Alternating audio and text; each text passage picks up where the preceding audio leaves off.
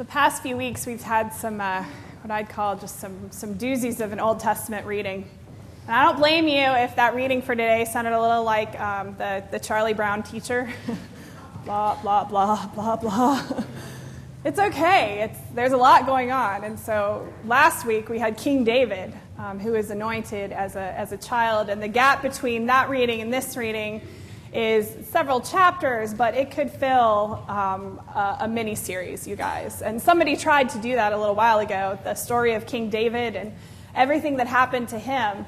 And it's better than a soap opera, the gap there of King David's life. And so what happens when we got to this reading for today, King Solomon was David's son, was anointed to be on his place in the throne. And the reason why King David wasn't allowed to build the temple until now, there's a few reasons that are proposed. And one is that King David did a lot of things that he shouldn't have. He sinned. And it spells out exactly how that happened. And like I said, soap opera, good reading. A lot of things like that. And also, it was for Solomon to build the temple. So King David had gathered all the materials, and now it's time for Solomon to build the temple. There was peace in the kingdom, and so that's where we are today in this reading from King Solomon. And so what happened was they had a celebration after this temple was built. If that sounded long, you should read the 3 chapters that I skipped in the middle. It goes on and on and on about how beautiful the temple was going to be, about the quality of the materials. It sounds like a contractor's brochure, if you read it closely. High quality cedar, beautiful jewels. It goes on and on about the beauty of God's temple that Solomon is going to build. And it talks about how when they were done with the temple, they sacrificed animals, too many to count. I was thinking about the sanctuary renewal that we had here a few years ago, and it'd be the equivalent if we started back at the Publix down there and sacrificed animals all the way till we got here. It was to honor God. That's how the Israelites like to party. It's how they like to celebrate things like this, like a new temple that was for God. But something that also happened at the same time that Solomon was building this beautiful temple for God kind of slips in there that Solomon was building a palace for himself and his family. I don't know if he was using leftover materials or what, but it goes on a little bit about the beauty of Solomon's palace that he was building for himself. He had tons and tons of wives. This is biblical marriage, remember? Tons and tons of wives, tons and tons of, we'll call them girlfriends, that lived in the palace. And can y'all imagine the children? He needed a big house, right? So he built this huge house, Solomon's palace and Solomon's temple. I thought, I wonder if that were to happen today. Well, luckily for us, it has. Several times, in fact. And if y'all think I'm going to talk about the German bishop, that's only one example. There's another one closer than that. There's a pastor, of course, from North Carolina. And he has a church that's called Elevation Church. This was just in the news. He started this church in 2006 with 14 members. Now, the average attendance on a Sunday at Elevation Church is 11,000 members. So this guy has grown this church, from, him and his staff from 14 people to 11,000. And so they worship, and they have, a beautiful worship space and all this stuff. However, the reason why he's in the news is because he is also building himself a house. And he is building himself a 16,000 square foot house. And it has 5 bedrooms. It has 7.5 bathrooms. Don't you love when they call it a half? So 7.5 bathrooms. It's on a big piece of land out in North Carolina. And this guy is getting fried in the news for doing this. So there's a discussion among pastors about this latest sort of failure. Why is he doing this? There are poor people in the world. It's ridiculous. That money could have been spent, so much better. His house cost $1.7 million. That's what they said. Right, that's a lot. So there's all this discussion, and some pastors said, You know, Jesus says we shouldn't judge, but it's totally wrong. It's a pastor for you. We shouldn't judge, but wow, that's really terrible. So that was kind of the main discussion. I thought about King Solomon, because what this guy's church also did is they gave $1.8 million last year to the poor. So let's think about that. Before we rush to judge this guy who's building this house, I think he has a bunch of kids, not as many as King Solomon, I would assume. But, you know, he's building this big, nice house for his family. He and his staff and his congregation have raised $1.8 million for the poor last year. I thought, it's interesting. These things happen all the time. We see them, the German bishop, all the way back to Solomon. We see people doing these things that are questionable. We see it in the news, not just the really, really bad stuff, but the stuff that we hear and think, well, should they really be doing that? Should they really be spending all this money on this house? Should they really be making their priority this, their priority that? You know, we read it on the news almost every day. We can see an example. So when I thought about this, I thought, you know, it's just one thing that brings people into church usually, and it's one thing that makes people disillusioned with church, that makes people leave church. I'm going to show you what it is. This is interactive. Get your hands up like this. Okay, ready? Thank you, choir. They've done this before. Okay, put them together like this. Okay, ready? Here is the church. Here is the steeple. Open the doors and see all the people. One thing every church has, even if it's only 14 of them, is people. And people will let you down every time.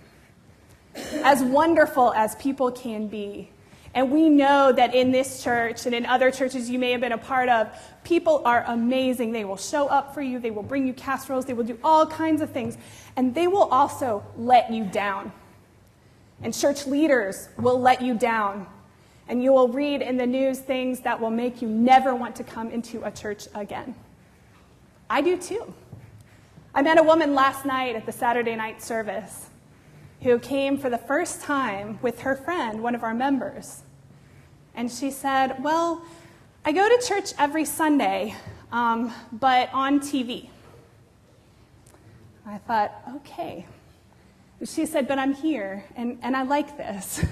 This is good. And I said, yeah, we think so. We think it's important. And I don't want to be the pastor that says, I don't judge, but that's terrible. Because I can see how that can happen. Churches and people will let you down. There's a story about Steve Jobs. If you remember, back a few years ago, he published an autobiography. There's a story, and Steve Jobs was confirmed a Lutheran. And he went to his pastor in this legend, and he said to his pastor, I'm having a problem with all the evil in the world. Will you talk to me about that? He had this question.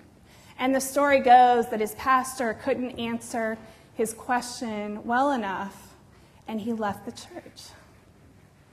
And so I've thought about this, and I told we had this wonderful class of 10 confirmation kids this morning, and I told them, if any of you become, the next Steve Jobs, just remember your home church, remember where you came from.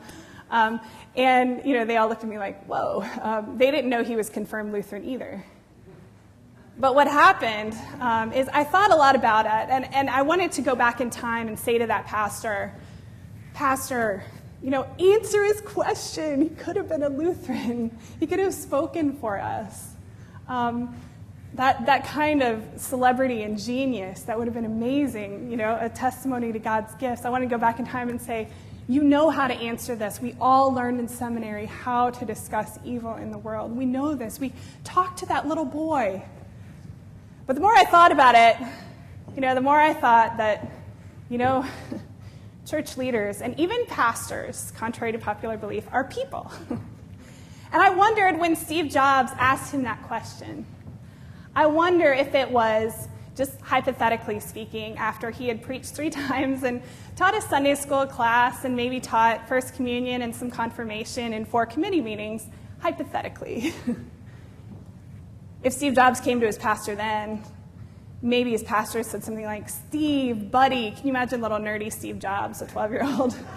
Steve, buddy. It's a great question, and I really want to talk about it with you. Can you give me a call during the week, and we'll sit down. We'll talk about it. We'll talk all about it, because I want to answer your question really well. I wonder about that. But Steve left the church because people let us down. I had an experience like that when I was a teenager. I went to my pastor from North Carolina, of course. I went to my pastor and said, I have a big question. And honestly, I can't remember what the question was. It was probably similar to Steve's. I wanted to know about justification by grace because I was, being raised as all of us are in the South in an evangelical culture. And I wanted to know, when I was baptized, I think it was something like that. And I asked him right after church, and I said, can you just talk to me about that now? And now that's funny to me. A big question right then. And he said, God bless him, he had kind of the voice of God. He shook my hand and said, give me a buzz later in the week. I think somebody had told him that give me a buzz sounded cool. Give me a buzz later in the week. And I was really hurt. I was something like 19, and I wanted to talk about it right then because it was a burning question. And I could have been like Steve Jobs. I could have walked away and said, why didn't he have time for me? And he had been very encouraging in the past. Why did this happen? But you know what I did that week? I got over myself a little bit, and I gave him a buzz. And he said, yeah, come in. Let's talk all about it. I'm going to give you a book which you can't possibly understand. But I mean really well. He didn't say that. He just gave me the book. I don't think he had a history of 19-year-olds wanting to talk theology, so he gave me this really tough seminary book. But I just wanted to know that he wanted to discuss it. And by waiting and calling and things like that, we've all had that happen, where the church lets us down. Because the church is made of people. Each and every church that you go to, I would assume, had people in it. I would assume that most of you have a story about how the church, how people have let you down.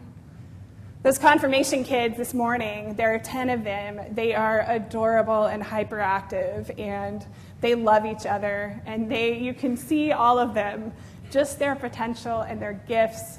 They're in 9th grade this year, so they're just ready to move on to high school and take some leadership. And I thought, in the next 10 years, they're all going to consider leaving church. They just are. They're going to think about it. And it's not going to be because they have to get up too early. And it's not going to be because they disagree with the theology necessarily. It's not going to be because they were out too late the night before. It's not going to be because they had to drive somewhere to get there. It's going to be because of people. And I think it's important to know, for them to know, and for you to know, people are going to let you down. The church is going to let you down because it is made, remember this? It is made of people. The church let Martin Luther down, for sure. The church, all he wanted to do was discuss his questions.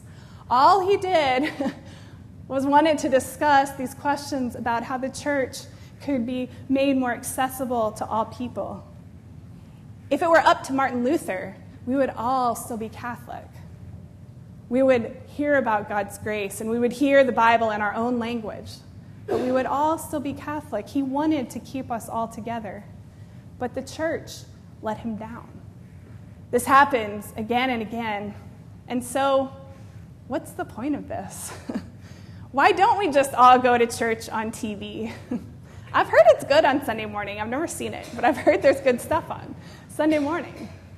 Why not? We'll go back to Solomon. This is a flawed leader, just like any of our leaders, just like his father David. We go back to Solomon. He's built this beautiful temple for God, even though God didn't really say that God wanted a temple. He's built this beautiful temple for God, and he's built himself a palace.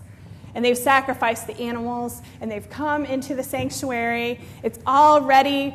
They probably have a choir and maybe some brass or lyres, whatever the equivalent would be. They have all those things ready to celebrate, and what happens? God fills up the sanctuary. The presence of God in this temple that God didn't even really want, the presence of God still shows up.